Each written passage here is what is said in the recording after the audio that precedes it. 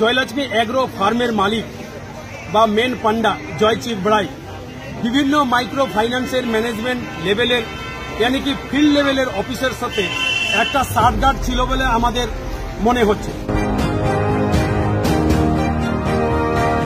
এই জন্য মনে হচ্ছে, না হলে একটা মহিলাকে 7টা 8টা 6টা 5টা মাইক্রো ফাইন্যান্স কি করে টাকা দেয়।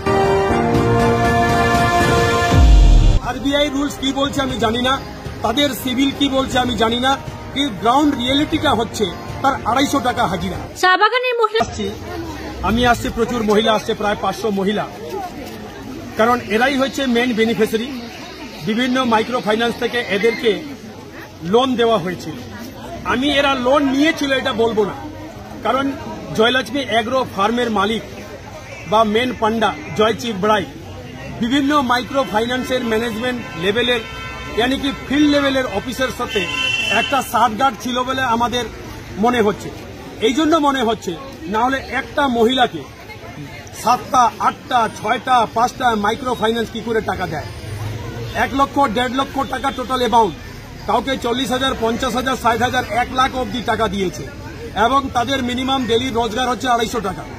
তার আরবিআই রুলস কি বলছে আমি জানি না, তাদের সিভিল কি বলছে আমি জানি না, কিন্তু গ্রাউন্ড রিয়েলিটিটা হচ্ছে তার 250 টাকা হাজিরা। এই 250 টাকা হাজিরাতে কি করে মাইক্রো ফাইন্যান্স 7টা 8টা লোন দেয় এবং তাদের টাকা সোজাসুজি চিট হয়েছে। এই মাইক্রো ফাইন্যান্সের মালিক জয় চিক বড়াই এদের প্রেমের মাধ্যমে এবং একটা রসিদ দিয়ে সমস্ত টাকা তারা নিয়েছে এবং আমাদের কাছে প্রুফ ওরাই কিস্তি চালাচ্ছিল।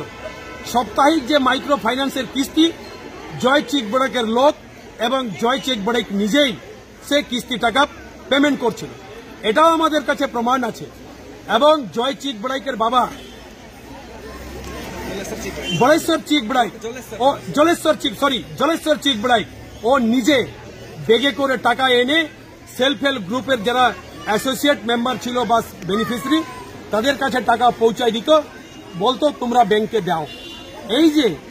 এই যে চক্রান্ত ভাবে চা বাগানের মহিলাদের যারা গরিব, যারা ডেলি ওয়েজ করে, তাদের সঙ্গে যেভাবে চিট করেছে, আমরা সেই মূল পান্ডাটাকে আজকে অ্যারেস্ট করার দাবিতে থানাতে দ্বারস্থ হয়েছে। কতজন অ্যারেস্ট হয়েছে এখন পর্যন্ত 2 জন অ্যারেস্ট হয়েছে, একজন প্রেম অ্যাসোসিয়েট মেম্বার হিসাবে বা ম্যানেজার হিসাবে, এবং আর একজন যারা অ্যাসোসিয়েট মেম্বার আমরা শুনলাম তার ওয়াইফ আমাকে বলছিল 6 মাস ধরে যুক্ত হয়েছিল কোম্পানির সাথে, তাকে পুলিশ অ্যারেস্ট করেছে এবং রিমান্ডে এনেছে।